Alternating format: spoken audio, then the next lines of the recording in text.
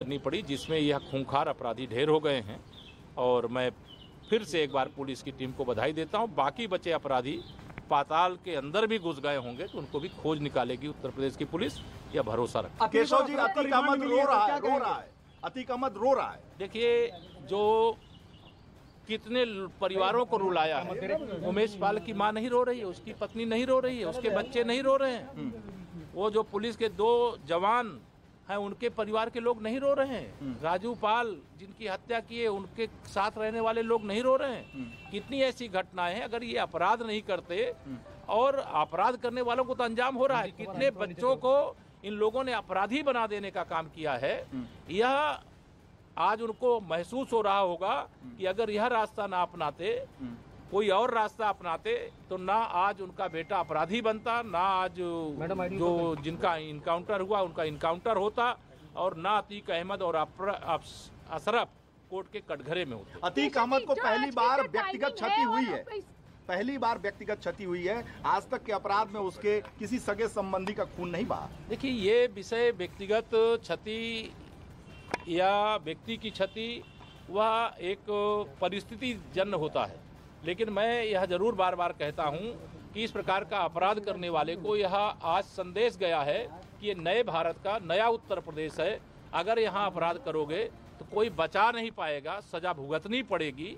और वह सजा 2 ही रास्ते होते हैं, या तो वह कोर्ट में सरेंडर करते, पुलिस पैरवी के आधार पर उनको फांसी के फंदे तक पहुंचाने का काम होता, अन्यथा पुलिस जब पकड़ने जाएगी और पुलिस पर गोली चलाएंगे तो पुलिस ने जवाबी कार्रवाई की है। आज वह दोनों हत्यारे मुठभेड़ में ढेर मुख्तार भी डरा हुआ है सर। जिस तरह से कृष्णानंद राय के मैटर में अगली तारीख 15 तारीख लगी है, कृष्णानंद राय की हत्या हुई 7 लोगों की, तो मुख्तार अंसारी भी डरा हुआ है, क्या कहेंगे? देखिए, जो अपराध करे उसे डरना चाहिए, लेकिन जो जेल में है वो कोर्ट में जाएगा। जो कोर्ट में जाएगा, कोर्ट जो सजा सुनाएगी उसके हिसाब से उसको सजा दिलाने का काम किया जाएगा।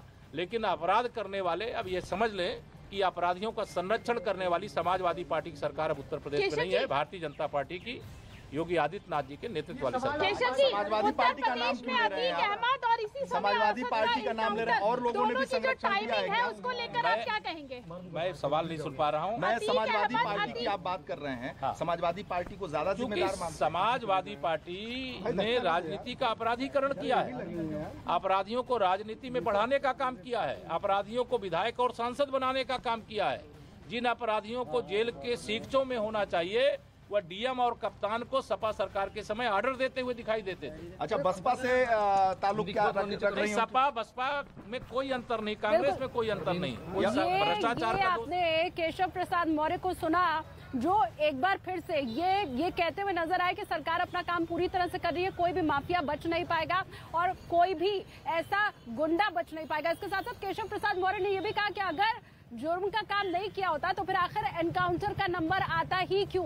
क्या राजू पाल के घर वाले नहीं रो रहे होंगे? क्या उमेश पाल के घर वाले नहीं रो रहे होंगे? और इसीलिए आज अगर अतीक यहाँ अंदर कोर्ट में बैठ करके रो रहा है तो फिर वो पूरी तरह से ठीक है और ये नए भारत का नया उत्तर प्रदेश है। केशव प्रसाद मौर्य की तरफ से ये तमाम बातें कही गई, नए भारत का नया उत्तर प्रदेश, और इसके ऊपर किसी को संदेह भी नहीं होगा, क्योंकि जिस तरह से एक एक करके अतीक के पूरे परिवार का खात्मा किया जा रहा है, उससे सरकार की तरफ से जो बातें कही जा रही हैं उस पर भरोसा भी बढ़ता जा रहा है। मिट्टी में मिला दूंगा, ये बात मुख्यमंत्री योगी आदित्यनाथ की भी तरफ से कही गई थी। उप मुख्यमंत्री ब्रजेश पाठक ने भी अभी न्यूज 18 इंडिया के साथ बातचीत में यही कहा कि पूरी तरह से सरकार निस्तनाबूद करने वाली है इस तरह के माफियाओं को। तो बड़ी खबर एक बार फिर से आप जान लीजिए, झांसी के अंदर अतीक के बेटे का एनकाउंटर हो चुका है और असद का जो मददगार था मोहम्मद गुलाम, वो भी एनकाउंटर में मारा गया है। ये बड़ी खबर, और उसी एनकाउंटर से जुड़ी हुई जो तस्वीरें इस वक्त न्यूज 18 इंडिया के ऊपर आप देख भी रहे हैं कि कैसे जब पुलिस ने रोकने की कोशिश की असद को, मोहम्मद गुलाम को, तो दोनों रुके नहीं और फायरिंग सबसे पहले असद की तरफ से ही की गई थी। और उसके बाद एनकाउंटर में जब ये दोनों ढेर हुए हैं तो उससे जुड़ी हुई तस्वीर इस वक्त आपके सामने है। न्यूज 18 इंडिया सबसे बड़ी खबर इस वक्त की आपको दिखा रहा है, असद मारा गया, मोहम्मद गुलाम मारा गया, और क्या अंजाम होता है हत्या करने के बाद जगह जगह भागने का, वो इन तस्वीरों के जरिए आप समझ सकते हैं। हमेशा उत्तर प्रदेश एसटीएफ को खबर तब लग रही थी क्योंकि देखिए दिल्ली के संगम विहार में जब ये दोनों ही जिनके एनकाउंटर की तस्वीर आप देख रहे हैं छुपे हुए थे और ये खबर पुलिस के हाथ लगी, वहां से 3 लोगों की गिरफ्तारी हुई, तो जाहिर सी बात है स्पेशल सेल की तरफ से जो इनपुट दिया गया था यूपी एसटीएफ को, उसी के आधार पर आगे इनकी धरपकड़ की जा रही थी। और अंजाम क्या है वो तस्वीरें आपके सामने है कि कैसे असद मारा गया है, कैसे मोहम्मद गुलाम मारा गया है। दोनों के एनकाउंटर से जुड़ी ये तस्वीरें अभी तो अतीक तक सिर्फ खबर पहुंच पाई है। इन दोनों के मरने की तस्वीरें या फिर किसी भी तरह का वीडियो नहीं देखा है अतीक ने, सिर्फ खबर सुनकर जब अतीक फूट फूट कर रो पड़ा सीजीएम कोर्ट के अंदर, तो आप समझिए ये तस्वीरें भी आज नहीं तो कल अतीक की आंखों के सामने जरूर आएंगी और फिर उसे ये समझ में आएगा कि इसी असद को, जिसे वो बहुत बड़ा माफिया बनाना चाहता था, अपने जैसा माफिया बनाना चाहता था, जितना नाम मेरा है गुनाहों की दुनिया में उससे बड़ा नाम मेरे बेटे का हो, इसी ढंग से उसने पाला पोसा भी था अपने बच्चों को। तस्वीरें तो आपको याद होंगी, अभी असद के एनकाउंटर की तस्वीर आप देखिए और फिर उसके बाद वो तस्वीर भी आप याद कीजिए जब न्यूज 18 इंडिया ने आपको दिखाया था कि कैसे बचपन से ही अतीक के बेटे गोलियों के साथ बड़े हुए थे। जिस उम्र में एक आम परिवार में बच्चा खिलौनों के साथ बड़ा होता है, उसी उम्र में ये बच्चे गोलियों के साथ, बंदूक के साथ बड़े हुए थे और अब उस गोली, उस बंदूक के साथ बड़े होने का क्या हश्र है वो इन तस्वीरों में आप लगातार देखते रहिए कि असद अब मारा गया है, छुपते छुपते फिर रहा था। आखिरी वक्त में परिवार का एक सदस्य असद के साथ नहीं था, एक सदस्य आखिरी वक्त में असद के साथ नहीं था और कैसे वो एनकाउंटर में मारा गया वो आपके पास तस्वीरें में फटाफट मेरे सहयोगी आनंद का भी रुख कर लेती हूँ। आनंद, इस एनकाउंटर से जुड़ी हुई क्या और कोई बड़ी अपडेट आपके पास है? जी देखिए, 3 बड़ी जानकारी निकल के सामने आ रही है। जिस वक्त उमेश पाल का हत्या को अंजाम दिया गया, उसके बाद असद और गुलाम प्रयागराज से कानपुर पहुंचते हैं। कानपुर से वो बस स्टैंड से एक बस पकड़ते हैं और बस पकड़ के वो सीधे दिल्ली आते हैं, जहां पर संगम विहार में वो अतीक अहमद के 3 सहयोगियों से शेल्टर लेते हैं।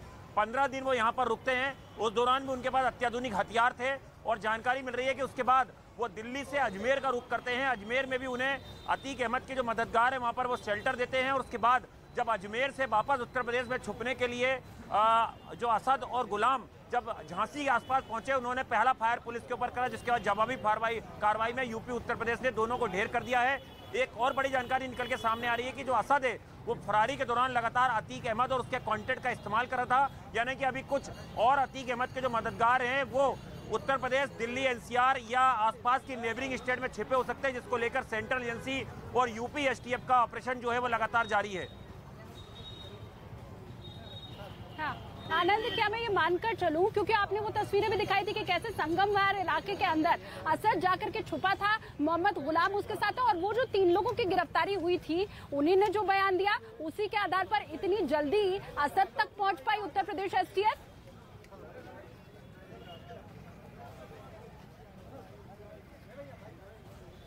पुलिस की स्पेशल सेल की काउंटर इंटेलिजेंस की बात करें, लगातार ज्वाइंट एफर्ट चल रही थी और